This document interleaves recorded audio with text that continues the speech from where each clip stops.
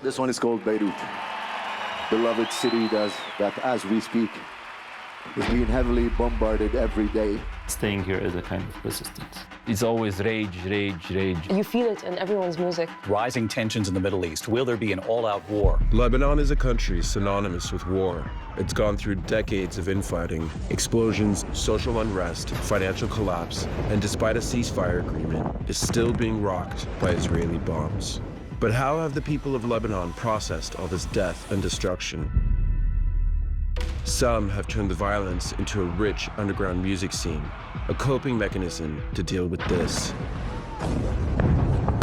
All our writing is affected by war. The music saved us from ourselves. People need this outlet. So I headed there at the height of the war to make a documentary about music and witness war in the eyes of punks, rockers, and misfits. We can sometimes see bomb sites, you can see the smoke. Israeli fighter jets roaring across a wide swath of Lebanon. Even as bombs dropped, Beirut's musicians refused to stop. There's not a bone in me that's, oh, I wish I were somewhere else.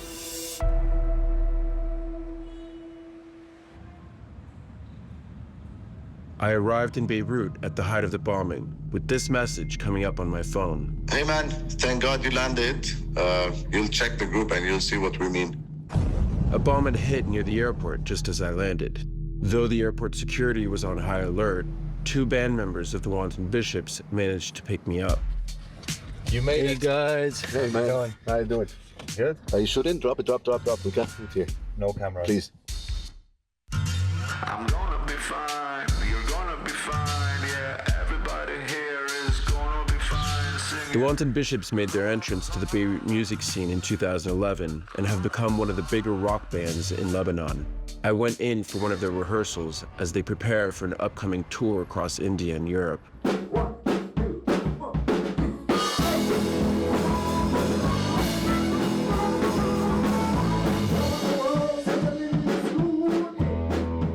The Wanton Bishops is a band that's not really a band.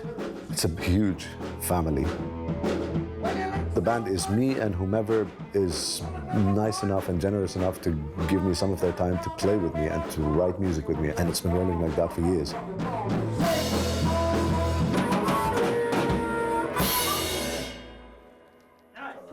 How do you like that? Okay. Hello. Who is he?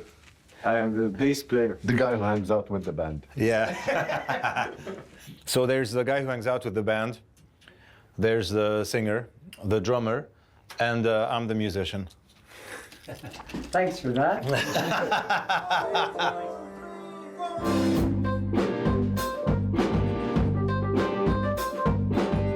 As the guys rehearsed, notifications of new blast kept coming in. They just had a strike on Zaa al-Blat, which is usually not an area they've been hidden. So that's outside of Dahi. They've been slowly but surely getting deeper in Beirut. Into Beirut, yeah. Fuck me. At first you try to cope with it, but then it becomes your daily normal. At any point you will hear an explosion, but the good part about it is that if you hear it, it means it didn't hit you. It just alters every single way of your life. It makes it urgent and just, it could be the last at any point.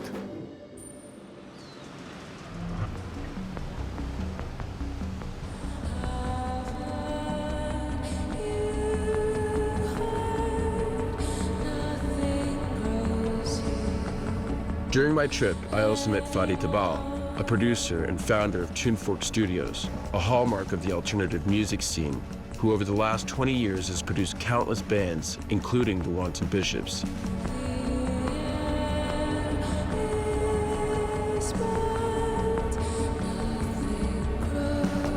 The music produced at Tunefork Studios feels shaped by a city under fire, whether it's an escape, a rebellion, or just a way to make sense of the chaos. The last 5 years were, I don't know, like going to hell exponentially. You try to either disconnect and you do music that feels like completely joyful and dancey and everything. You also have very politically charged music, and this is what is living in Lebanon. This most recent Israeli assault tacks on to a string of incidents, hardships and destructive events Lebanon has been forced to endure. 2019, there was this uprising. There was some kind of euphoria when we were on the ground and just we were all in this together. And then it died. Kind of this whole movement died. And after that, there was the COVID. And then after that, there was the explosion. In 2020, the Beirut port explosion leveled entire neighborhoods in seconds, one of the biggest non-nuclear blasts in history. And after that, there was now. It's horrible that's happening, but it's kind of beautiful to see how humans can be so empathetic to each other.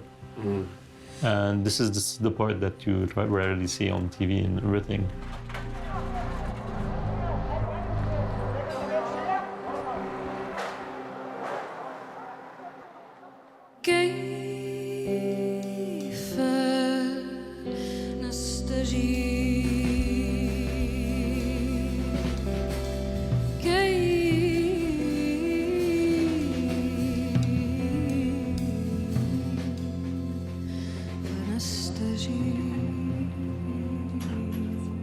I met Julia Sabra and Maiza Jalad on their way to rehearsal.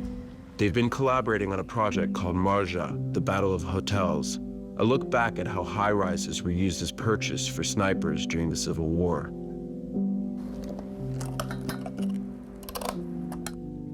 A lot of people ask us like what the sound of Beirut is. I don't know, it sounds like a million things, but there is an angst, there is an intensity.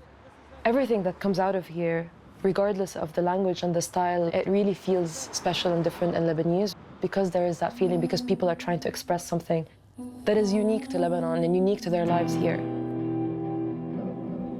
Beirut has always kept its place as a cultural crossroad, heavily influenced by the East that it belongs to, but at the same time heavily open to the West that it tends to look up to. So we've always been in this melting pot of cultures. I trust that you'll repress yourself and never will express yourself. When we were kids, the cool thing to do was to sing in English, right? If you're young and cool and hip, you don't sing in Arabic. Well, this is not the case anymore. Now it's even cooler and more hip to actually assert your origin and like sing in Arabic. It's not just an intuitive form of expression, but it's also a political one in a way, in a lot of younger up-and-coming artists. And this was definitely caused by this disillusionment with the West and with the recurring cycles of violence. We're not perceived as equals, so, you know, fuck that. In the late 90s, there is a generation that was called the post-war generation. That's where this new wave that I'm sort of in the middle of it started to emerge. Usually we associate post-war alternative music to these bands. One is called the Scrambled Eggs, a post-rock, noise rock band. Even though the lyrics are not technically related to the situation and the war, it's about what it means to escape it. I shoot you in the head, you shoot me in the leg. Second one called Soap Kills. I am lost in gold, the color of my death. They started in English and then they turned in Arabic. They used dance-oriented trip-hop, even though lyrically it was more in the satire that we're used to in Lebanon. I mean, it was political music, yes. You live in a political context. As much as you try to run away from it, it just infiltrates your music.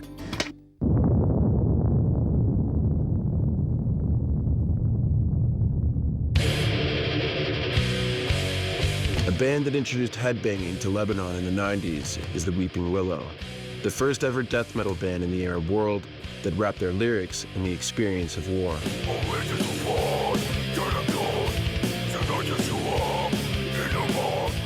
Ahmet Gar Gadania, the Weeping Willow's guitarist, whose music is heavily influenced by his experience growing up in conflict-torn Lebanon. I was born in 81, 82, it was the invasion of Israelis. We used to live in an area that we had the army, around 200 soldiers that used to live under our building. I remember, you know, being friends as a 7-, 8-year-old kid. I used to go on the tanks, take pictures. I still have some. So sometimes they used to go and one or two, they won't come back. And I used to ask, where are they? And they'll be like, okay, they transfer them to somewhere else and they'll be dead. We never had a good childhood. I never went to a park and had a fucking dog and, you know, fed him grass or, you know, like nothing. By the time I was 11, 12, I started feeling, okay, man, you know, we start having panic attacks and shit like that, but you don't understand what it is. The good part, we had great parents and family, they kept us safe, but definitely, even my 5-year-old kid now, she tells me, hey, Daddy, you're going to Beirut today? I'm like, yeah. It's like, please be safe. She started crying. So the fucked up part is our kids, they're going to the same traumas that we did. This song is called Seeds of Disease.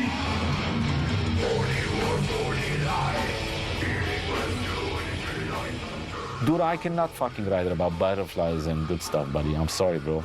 It's always rage, rage, rage, rage. There was something inside. You call it steam, you call it demons, I don't know. You know, we just had anger. And the music, regardless how cheesy it sounds, it kind of saved us from ourselves, because if I don't let this out, it will hurt me, so I let them out in the music.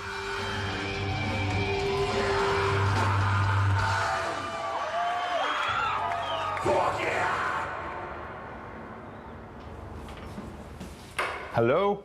Come on in. Back with the band members of the Muslim Bishops, the daily reality of bomb threats is all too evident. This is basically where we can sometimes see the bomb sites. You can see the smoke. There are strikes, there are hits, there are bombings that are scheduled, and so the spokesperson of the Israeli army would issue an evacuation warning for buildings to be evacuated. Few minutes. Yeah.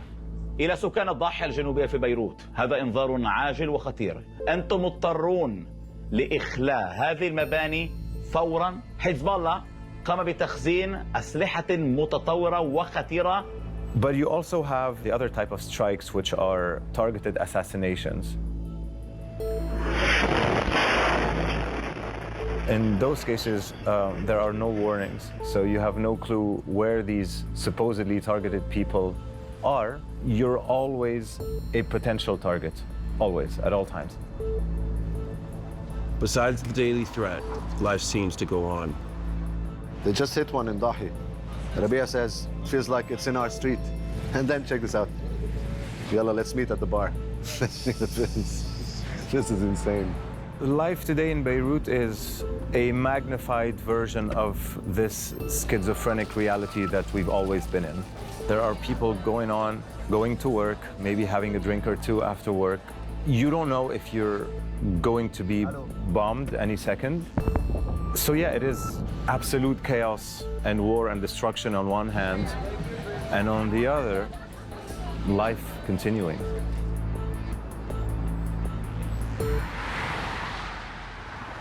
They hit in 3 places already, just now. Yeah. Minutes ago, yeah. With only a few days before their concert in India, Nader heads to a production company to finalize some backing checks before the show. Thank you. Come on in. Hello. How's it going? How are you? Good. Good. Thank you so much. You're gonna export a 1 track? Yeah. That has all the backing tracks. Yes. If there's one word I should know, or 1 sentence I should know in Arabic, what should it be? These days, the 1 sentence that you should know is when darabu. Which means? Where did they hit?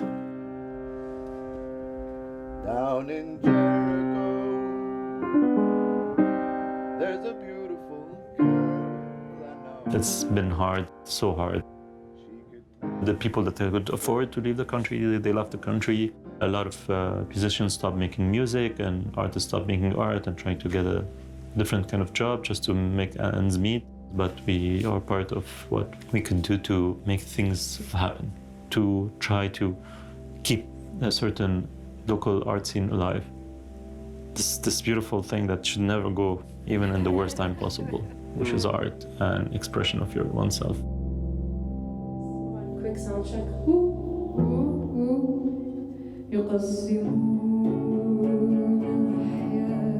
I think this kind of situation forces you to really get to the heart of your art and your music, and it becomes very genuine in a sense. It's our reality. Personal is very political. If you dig deep enough into what we're going through in that time, you realize that it's connected to whatever political events we're living. Even if you're not consciously writing about them, they're gonna make their way. They're making their way for sure. And like, if we compare the kind of music we produced when we first started, of course we were younger, but also the political awareness we had was different. I used to say that. People used to ask like, oh, your music's so happy. I was like, yeah, it's an escape. Me too. And then, I used to use that. And then 2 years later, most depressing album comes out. What was that about? This is about real estate agents and politicians. The album actually starts with like me walking in this empty city, being like, this is so scary. And then in the end, I'm like, it's their fault.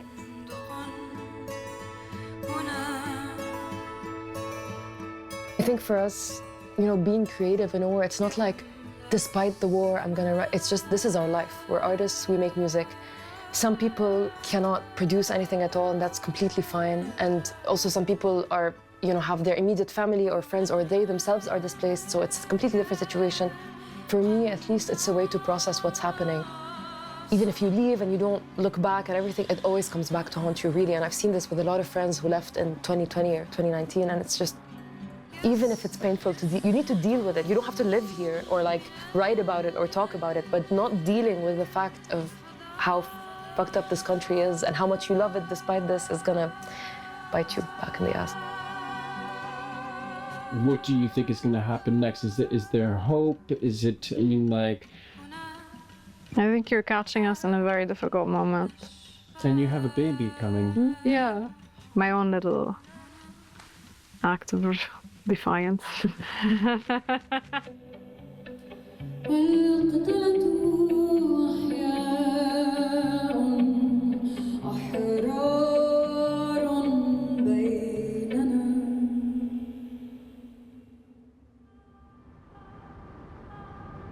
I left Beirut just as the ceasefire was being negotiated. Israel made a final assault on the city, and my plane literally departed through smoke coming from a bomb blast. When the war really started ramping up and it became obvious that, okay, it's not ending anytime soon, a lot of my friends kept calling me and asking me, why don't you leave? The reality is there's nothing rational about it. This is home, I want to be here. I feel, despite everything, there's an attachment. There's a feeling that I'm not leaving my home. They can do whatever they want, I'm not leaving. Same. Oh. Oof, dramatic. The Lebanese have developed an annoying capacity to just soak things in, but then live, because what else can you do? We love music, we listen. We are good listeners, and we have a great talent. It definitely will pick up, man, it will pick up. Jump all you want, dance all you want, this one is for you. Hit me. It could be just another cycle of violence followed by a good 10 years of relative truce, rebuilding, business booming, nightlife music, everything until the next chapter of violence. Thank you very much. See you hopefully very, very soon. We love you. The Wanton Bishops had a successful tour, only to return to a country still ravaged by bombs. We were landing in Beirut, coming back from India, and there were like 20 different blasts in a row. We just had to evacuate as fast as possible, and as you can see, there's a lot of people evacuating as well. There are talks of an imminent ceasefire between tonight and tomorrow morning. We were kind of expecting that they would go really crazy during the last hours, and this might be what's happening. Because they weren't before? Crazy year. Crazy year.